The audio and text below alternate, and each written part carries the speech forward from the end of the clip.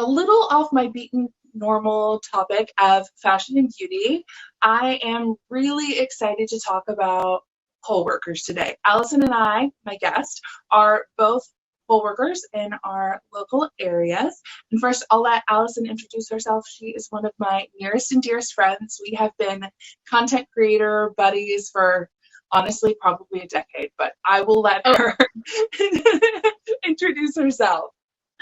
Hi, everyone. My name is Allison Gary, and I'm the woman behind Wardrobe Oxygen, which is a fashion and style advice blog, but there's also a coordinating Facebook page and group, Instagram, all of us influencers, we're everywhere that social media is. I have known Sarah. I think we became G-Chat friends back in 2006, maybe? Maybe. I'll always remember you introduced me to Ariana Grande before she was big. So, but oh my goodness. Yeah, we're throwing it way back. And I'm so glad that you invited me to join you today. I became a poll worker in Maryland in, I believe it was 2018. It was for a gubernatorial election. And so I did that one, and then I will be doing this one, of course. Well, in our state, for the primaries, it was chosen to be completely mail-in, so I wasn't a poll worker at that time. Wow. But I have to be this fall. So, one of the things that many people may have heard about poll workers, because I feel like it's not something that we normally think of in an election cycle, is that there were a lot of poll workers who were actually afraid to kind of come back and sign up again for this year, because the majority of poll workers are actually in older generations and more vulnerable to coronavirus. So you were kind of part of the trend before, it became popular. Meanwhile, I joined on because my friend Marie actually talked about the great experience that she had in Georgia and how meaningful and powerful it was for her. And now all over my Twitter timeline are millennial women who are so excited to sign up to be a poll worker. I found it via literally just Googling how to become a poll worker in my local area. And I frankly thought the position was volunteer, and I would do it for free, but there's a nominal kind of hourly fee. I think ours is like $11.43 or something. I think ours is around $300, but that you have to do the full day, the training, which is a half day. You have to go in the day before the election, and there's a couple hours of setup and preparation. And then you do the full day, which is a 12 to 18-hour day, depending on how things go. So if you do all those, you get paid for the full amount. Wow. So I have had like a 2-hour training. I literally have my poll worker training documents right here. And there is a very, very descriptive kind of sheet that talks about what to do the day before. Everything is very well organized. There are photos and tabs and color coordinated everything, so that really there's nothing left to question when you're setting up or even checking voters in, that kind of thing. Like, there are so many checks and balances, there are fail safes. And so speaking to that, I kind of want to touch on a few hot button issues that everyone is talking about this election season. Our local election commissioner actually informed us yesterday that she's not expecting any higher voter turnout. They think that we've had about 65%, I believe is the figure they gave us yesterday. So 65% of registered voters actually come and vote, and they're not expecting any higher number than that this year, which I thought was really interesting. Now, I think it's also interesting because we're in very different states. So, and I think one of the coolest things about being a poll worker really brought to light how drastically different every single state handles elections, handles ballots, handles the whole entire voting process, and the poll worker training process, and even what we're called, because I'm called an election judge in Maryland. Doesn't that sound fancy? You're fancy. It's just poll worker. And when I did my last, for the last election, I was a provisional judge. So I worked with the provisional votes, which I know are going to be a hot topic this election. So why don't we talk about the difference between, coming in person to voting, an absentee ballot, and a provisional ballot. Okay. All right. So yeah, you go ahead. No, you go ahead. Well, in my state, if you've registered to vote, you go to your polling place. You'll get notification ahead of time as to what your polling location is. You go in, you get in line. They ask you for your name. You don't need to show an ID unless it's a very specific circumstance, but really you don't need an ID in the state of Maryland. They'll ask you some questions to determine who you are. Like if your name is like Jane Smith and there's 20 Jane Smiths, they might ask you like your house number or your zip code or something, or date of birth, to confirm you are the correct person for that. So, and then you get your poll, you go into, the little area, fill out your ballot, bring it to the machine where another poll worker will be to submit it in, and you get your sticker and you're free to go. Now, so if you here in Arkansas, actually, our check-in process is a little different. Yeah. So one of the things that I have been told, the entire time I've been in poll worker training, and one of the things that has kind of given me pause is that because voting is a constitutional right, voters are not required to wear a mask to vote, even if there's a state mandate. Obviously, because voting is basically like a federal law, you cannot require someone to wear a mask to come to the polls. So we will be given face shields, N95 masks. There will be plexiglass, and we're kind of minimizing touch. But in the state of Arkansas, we recently passed a voter ID law. So you have to show ID. We have to verify that the photo on the ID looks like the photo, the person standing in front of us. We have to verify their address and their birth date. And there's like a computerized system. And then once we check them in and give them a ballot, we also have to mark their name on a separate piece of paper. Like we literally have to write down their name. And then they're sent off to the express voting machines. They are 6 feet apart this year and all kind of evenly spaced, and the directions of them are all changed around just so everyone is really free to not only vote in, privacy, but also socially distant. Mm-hmm. There is, again, someone who is at the machine when they leave to submit their ballot. The only place that we have hand sanitizer actually is on the way out for voters, because the hand sanitizer actually messes with the ballot, believe it or not. Crazy thing that I learned yesterday.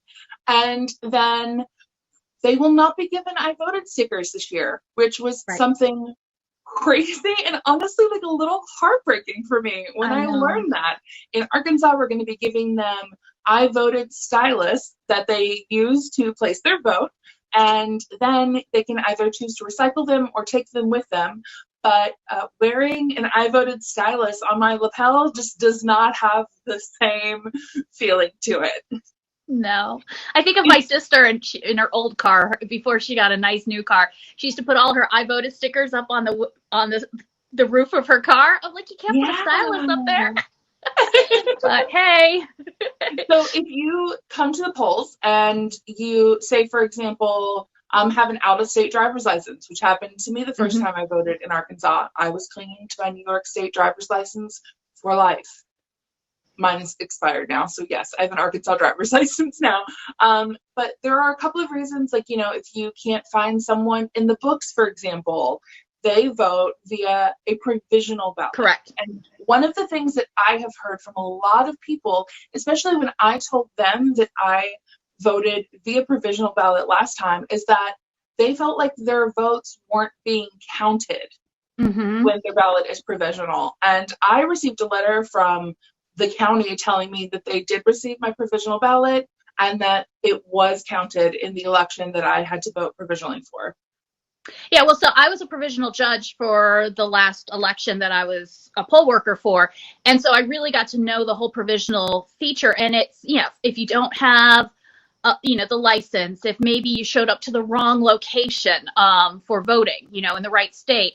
There's so many different reasons why it may be provisional, and a provisional vote is still a vote.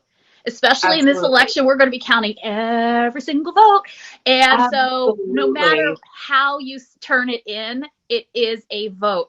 And I know for us, when they were a provisional voter, they didn't get into the same line to use the same machines and everything. They came over to our side of the school cafeteria and filled them out, and we put them in a locked case. It was very secure, very protocol followed. It was treated with just as much severity as any other ballot. It's just that they have to be hand counted instead of and hand submitted versus just put into the machine. One of the things that I really appreciated learning during my poll worker training yesterday was that if someone comes to vote and they believe that they're registered to vote, and for any reason that we may not be able to check them in the process that we have been given as, you know, we'll call it lowly poll workers. There's a supervisor, but just as normal poll workers, if we're not able to kind of check them in through that system and they end up going to the supervisor, they will be able to vote via a provisional ballot. Mm-hmm. No one will be denied the opportunity to vote, even if they come to the wrong polling location, even if they don't have an ID. It just means that their ballot is basically going to receive a human verification. It will go back to the election commission and they will take a look, check their voter rolls. There's a bit of a different system than we have access to, and they will make sure that that person can vote and that their vote is counted, which I appreciate. You know, it does go into a lockbox. I believe it was something akin to a safe when my ballot was taken and put into the secret provisional ballot bin. Ours is like a Kevlar bag that like has like a tiny little slot. You fit it perfectly in and it's locked. So yes. So then talking about absentee ballots, and I think this is where people get really confused this year, because there are some states that have been voting absentee for years. It's nothing new. It's not a newfangled concept for the pandemic.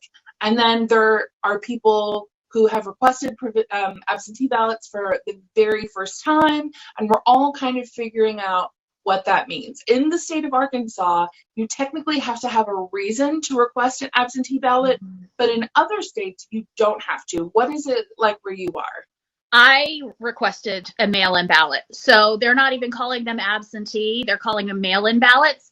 And you can just go to the state website. I mean, if you go to vote.org, you can get to whatever your state is very easily to check your registration and also to do these sorts of things. So for the state of Maryland, over a month ago, maybe 2 months ago, I applied for a mail-in ballot. And I had the ability to either choose to have a ballot mailed to me or email a ballot.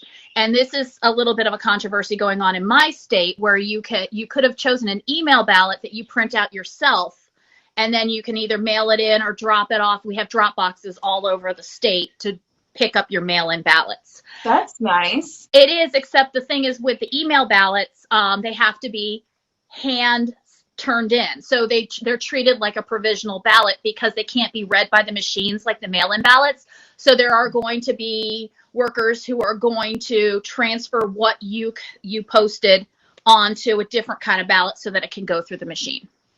So here in Arkansas, you're not able to request an absentee ballot and then bring it to the polls on election day or during early voting. And our group of poll workers in training were a little confused, and it's because they have to maintain a chain of custody of the ballots. Correct. And so in order to help people be able to drop off their absentee ballots, they are starting a curbside drop off on Saturdays. I think like maybe 4 Saturdays leading up to election day. Don't quote me on that, but it is a certain number of Saturdays up to election day, and someone from the county clerk's office will be there to check IDs at voter drop-off and to officially receive their absentee ballot. Oh, wow. We have drop boxes, and they're at sites where early voting and voting takes place. The list is on the website, and it's the same process that they've done for previous elections with absentee ballot drop boxes. They did it for the primaries as well. Wow. Yeah, I've never considered getting an absentee ballot. I've also always just kind of been the person who goes, especially early voting. We have a very generous early voting period here in Arkansas. We can actually begin voting October 19th, which is great. It's at the courthouse. It's very easy. And one of the interesting things that I learned yesterday about early voting is that we actually have higher crowd, like a higher volume in the early voting period than we do on election day. So we typically don't see a lot of people who are in very long lines and who are coming kind of after the polls close. We don't typically have any of that. Do you see people kind of coming in at the last minute? Definitely. We do have early voting, and the only time that I had ever started early voting was when I became a poll worker, because I had to, because I can't vote. I don't work at my election location, at my polling location. So I had to do early voting, and I found lines even during early voting because it was very popular. And I assume it's going to be even more so for this election. But yeah, we weren't that busy the last time I did it. We were consistent all day long, but there were peaks at the very beginning of the day before people had to go to work, and at the end of the day after they got off their job. So we do encounter a lot, especially in my county, very late voting, because we do have a mixed community and there are people that have all kinds of jobs, and so a lot of times they can't get off work until very late, and so they're trying to get in there at the last minute so that they can get their vote counted. And I feel like this is very commonly reiterated on social media, but I do just want to remind everyone, if your polls close at 7:30, as long as you are in that line at 7:30, you can vote. Your vote must be counted. And we as poll workers are told that over and over and over again. We don't close those doors until the last person in line has entered. And we need to know that we may be there till 1 o'clock in the morning if need be. Whatever we've made, we have a duty that we are going to make sure that every single person who is there is able to vote. We have a question, and Peter, hi Peter, thank you so much for watching. He wants to know what our favorite part of being a poll worker is. For me, I think it was just really cool because my the place that I worked at is in my community. It's at my daughter's old elementary school, so I could even walk to it if I needed to. And just to see my neighbors getting involved and caring about the government and making their voice be heard, it just had this energy. It almost felt like a homecoming football game, tailgating, where it's just there's this happy energy. And yes, there's people that are angry because it's taking too long and this sort of thing, but still that buzz that's in that room all day where people are like voting and making a difference. It felt really good. I also really enjoyed meeting the other poll workers because I was the youngest one. There were one or two at my location that were probably within a decade of my age, but the majority of them were older, and to know that they've been doing this for 15 years, 20 years, and hearing their stories and learning from them, that was really wonderful, because you go to training and you learn a lot, but where you really learn is from those veteran poll workers who have been there and pass on their knowledge. Amazing. For me, I haven't obviously worked in an election yet. This is my first year, but I work from home as a freelancer. I'm an influencer and I do some social media management. And as I mentioned, I am a freelance writer. And so I have a flexible schedule. And when I heard that, there's a few generations of poll workers who feel too vulnerable to work during the pandemic, I felt like it was my duty as someone who has a flexible schedule, who can carve out that time to be a poll worker and make sure that everyone who wants to vote in this election can. It truly felt like a calling for me. It's a wonderful experience, and it's one day. And I'm so thrilled to hear, at least in my county, they got more poll workers, people applying to be poll workers, than they have space for. And yes, I was like, that is the most wonderful thing I can imagine. How great is that, where they're desperate year after year? And I hate for the reason why this has happened, but to think that younger generations have come forward and are taking the next step to keep our voting fair and open to all is just, it's exhilarating. We actually have people on a wait list to be a poll worker in my local county. And they also said that they're able to staff even more people than they have in the past because they have such an abundance of poll workers. And at my trainings, there have been some older people, but there's also so many millennials who are just like us, eager to kind of take up the slack, so to speak. Yeah. It's great. Amazing. So one of the things that I have always known a little bit about, but never kind of the hardline details, is electioneering. And I feel like people might hear that word and they don't really understand what it means. So in your experience, what is electioneering?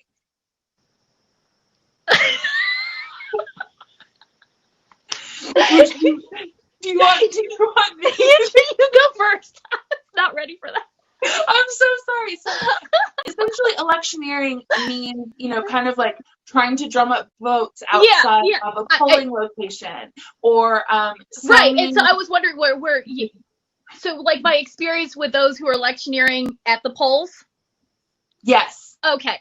Our county is very specific about how many feet away they must be, and you're not supposed to wear political clothing when you come to vote, and you definitely can't as a poll worker. Like, you don't even wear red or blue, like you keep yourself as neutral as possible, and those who come to vote are supposed to. Those who come to vote don't. I mean, you see all kinds of clothing. I mean, I've even done it too because I didn't realize that I wasn't supposed to, but they're very strict about how far away they must be from the entrance so that they can't harass or sway anybody or make anyone uncomfortable to enter. So, and different locations, I've seen different levels of electioneering. In my county, I have, at least the locations that I've visited and I've worked at, I haven't seen it to be too rabid, but I don't know what's going to happen for this election. I think there are a couple of visual indicators that kind of might, let someone know how someone feels one way or another. In 2016, I wore a pantsuit to vote like so many other women did. So I feel like that was a subtle kind of indication of, who I was voting for. But this year, especially because you don't have to wear masks to vote, I feel like the people who are not required to wear masks will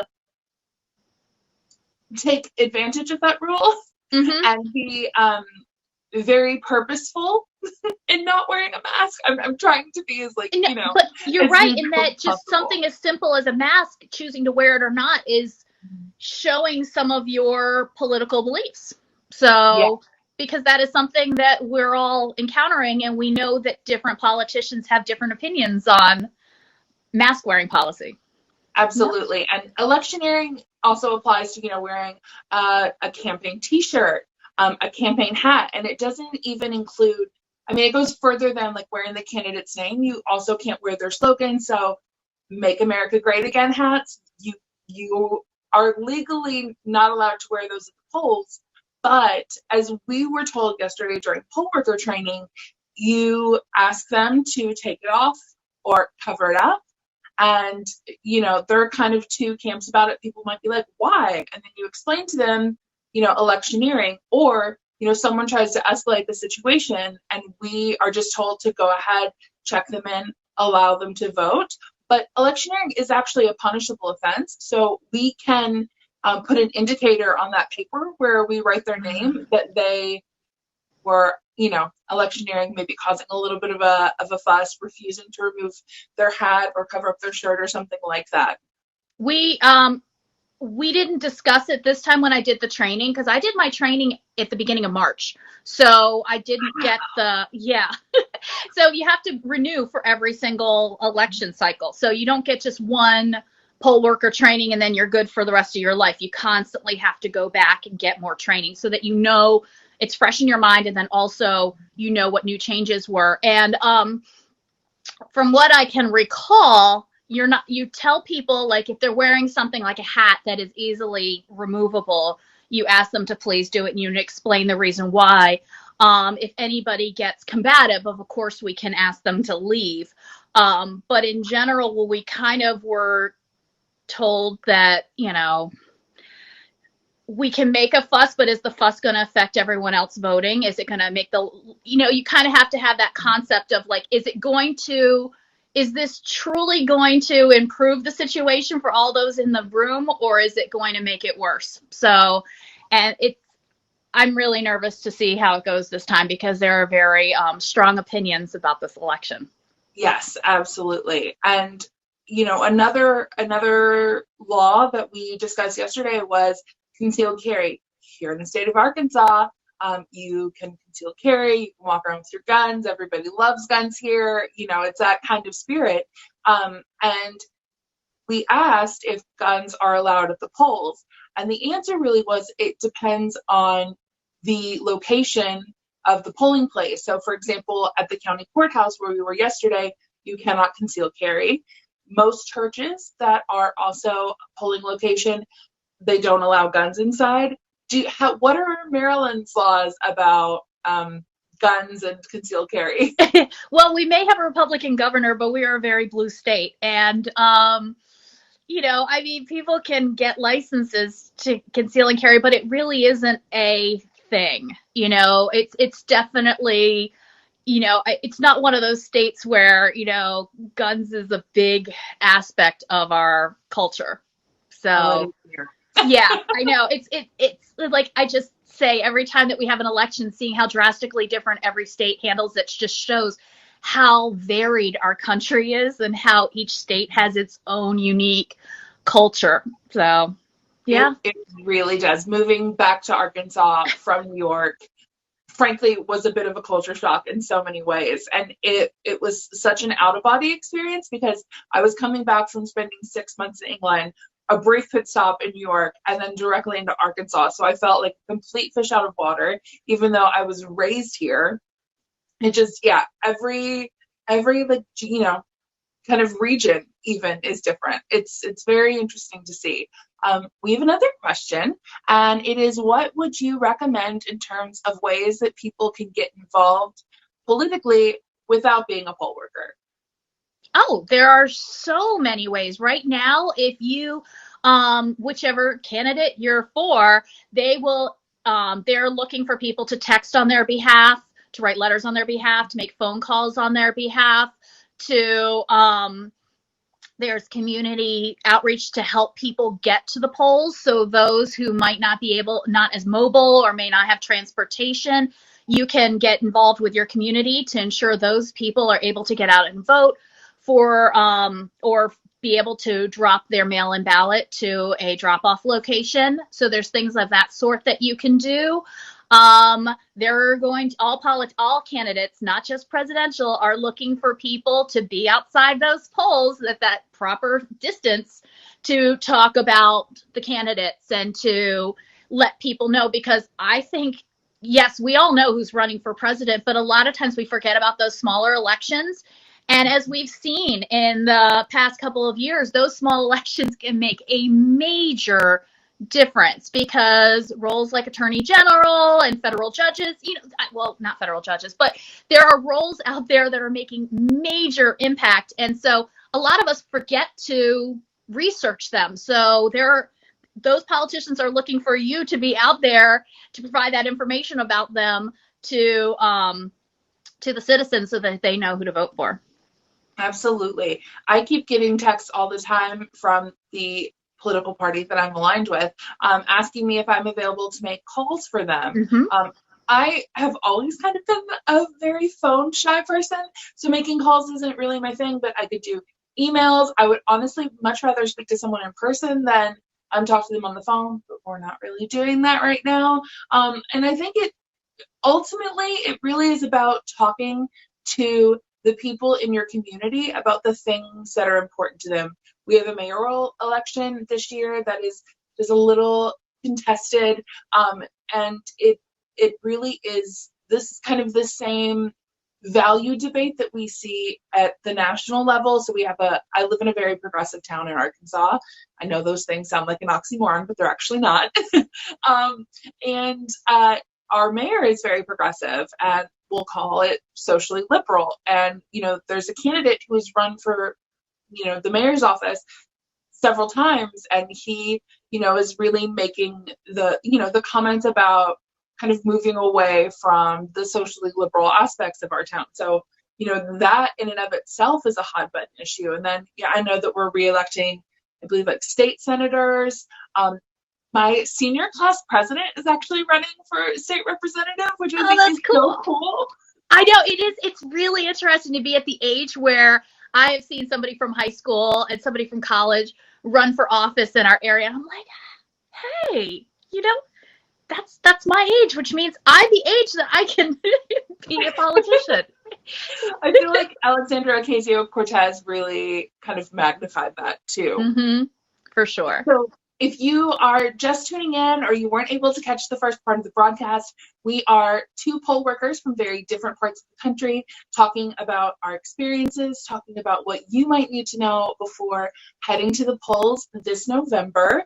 If you have comments, please leave them. We've covered, in-person voting. We've covered provisional ballots. We have covered absentee ballots and what those are all like in our respective states and how important it is to check the rules and regulations in your local community because they are vastly different, even from, neighboring state to neighboring state. So it's really important that you take the time and make it a priority to look up all of the ways that you can vote when the voter registration deadline ends. If you can register to vote in person, I don't believe that Arkansas is a state that you can register to vote in person. Ms. Marilyn? Yes. So yes, go to a site like vote.org, which will break it down and it will just have all the buttons of like, find out if you're registered to vote, learn how to register to vote. It has everything. And then you break it down by your state so you can find what's specific to your state because it really is drastically different. Even if you're just 5 miles over the state line, it's a very different experience and you need to be prepared. We also don't have an online voter registration process. We have to mail it in. Yeah, we're online. And something that we talked about yesterday too is that absentee ballots, they must be in the county clerk's office on election day. Like you can't postmark them. It's not like your taxes. Yes, and I've heard that like if there's some reason why you couldn't get your absentee ballot, in, go to the state capitol, to the voting, office and take it there. And for Maryland, it's Annapolis. But yeah, get those absentee mail-in ballots in as early as possible, as whatever your state allows, because the longer they have it, the more secure it is. Yes, and it is all about the chain of custody. One of the checks and balances in our polling process is, so as I mentioned, we have a voter ID law here in Arkansas, so someone has to show a photo ID from, a list of approved documents, and that can be anything like a driver's license, a passport, a college ID, and there's a few more, military ID, of course.